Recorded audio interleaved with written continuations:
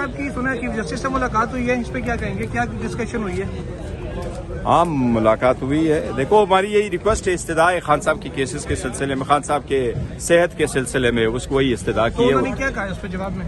نہیں دیکھو ہم کوشش کر رہے ہیں جو بھی قانونی آئینی طریقہ کار ہے وہ اڈاپٹ کریں گے انشاءاللہ تعالیٰ. سر وہ تو رجسٹرار آفس خود آپ لوگوں کو ملاقات میں کہتا رہا ہے کہ درخواست جمع کرائیں، ہم دیکھ لیں گے. درخواست آئی تو اعتراض لگا کے واپس کر دیا انہوں نے. خیر اعتراض لگا دیا، اس کو نہیں کرنا چاہیے تھا. اعتراض والا کیس نہیں ہے یہ تو فوراً ایون ایک عام چٹھی پہ بھی لگانا چاہیے تھا. سپریم کورٹ کی ان عدالتوں نے پہلے نہیں کیا ہے کہ عدالتوں کے سامنے لوگ کھڑے ہو کر کے ریلیف نہیں مانگا کرتے تھے. اور سپریم کورٹ کے تو رولز یہی ہے، سپریم کورٹ میں آئین کا منشا یہی ہے کہ سپریم کورٹ کسی پروسیجر کے تابع نہیں ہے.